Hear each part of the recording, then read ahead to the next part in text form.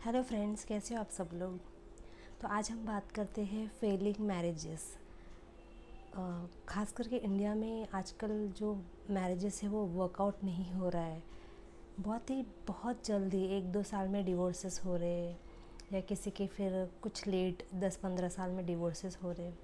तो ये वर्कआउट क्यों नहीं हो रहा है, जबकि पहले के ज़माने में ऐसा होता था। भले पति कैसा भी हो, ड्रिंक्स करता हो, मारता हो, कुछ भी करता हो, पति परमेश्वर ही कहते थे, तो लाइफ टाइम तक उनके साथ ही रहते थे। लेकिन अभी के इसमें ऐसा क्यों प्रॉब्लम हो रहा है?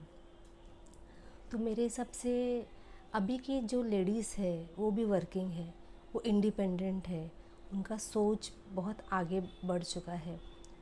और पहले के लेडीज़ को आप कंपेयर करोगे तो पहले के ज़माने की लेडीज़ उतना, मतलब बहुत कम लोग थे जो जॉब जाते थे। मोस्टली तो हाउसवाइफ्स हुआ करते थे। एजुकेशन भी उतना नहीं रहता था, तो वो लोग इंडिपेंडेंट नहीं थे।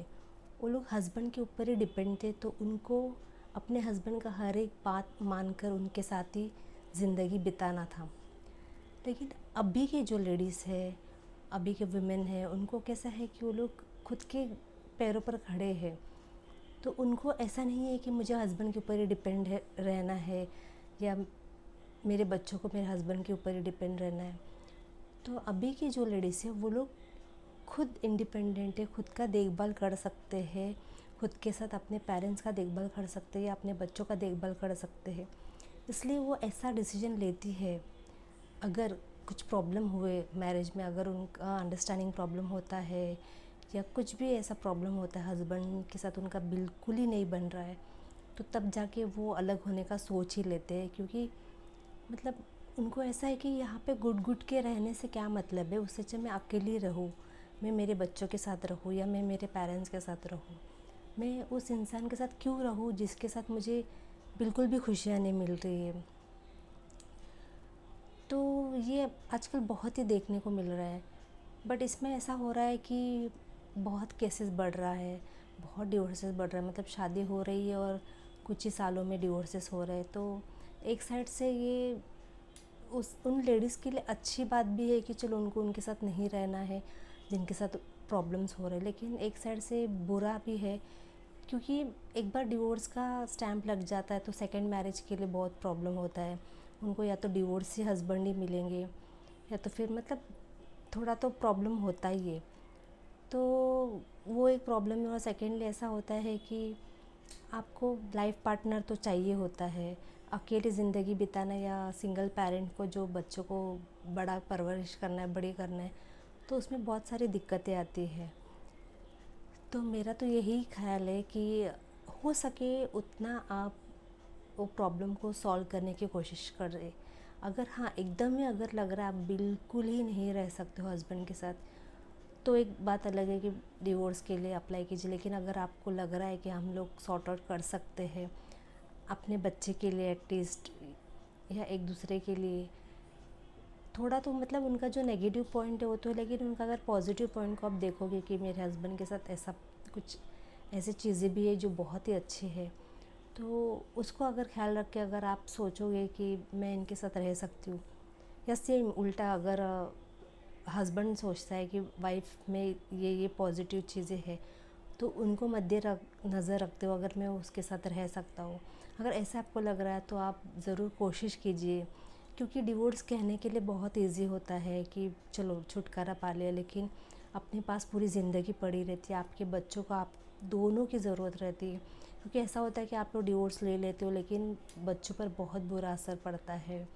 या तो मम्मी के साथ रहेगा या तो पापा के साथ रहेगा, मतलब उनको दोनों का उतना प्यार नहीं मिल पाएगा जैसे आप लोग एक घर में रहकर दे पाओगे।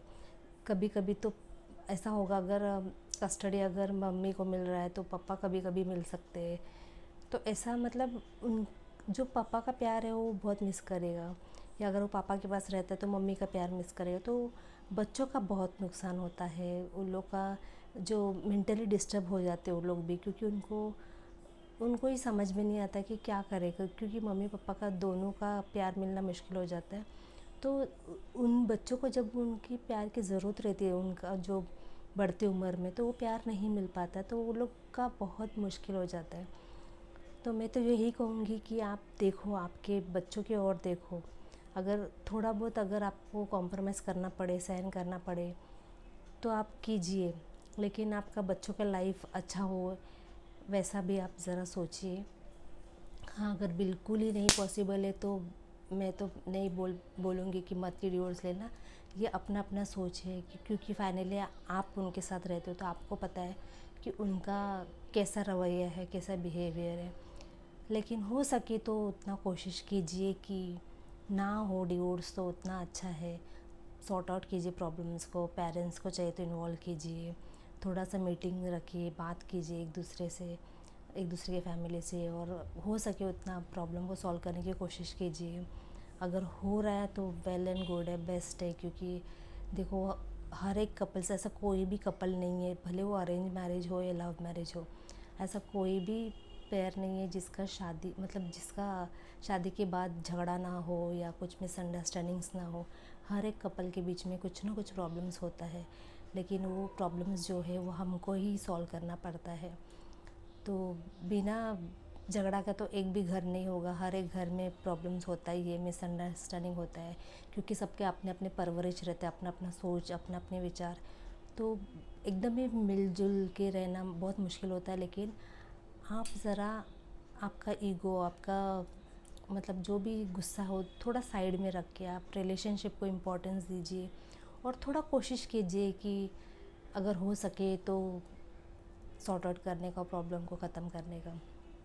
बस मेरा तो यही राय है। बाकी तो फाइनली आपका विश है, आपका लाइफ है, और आप ज़्यादा बेहतर जानती हो आपके लाइफ को। तो बस मुझे यही कहना था। आपको मेरा वीडियो अच्छा लगे तो प्लीज़ लाइक और सब्सक्राइब ज़रूर कीजिएगा। Thank you.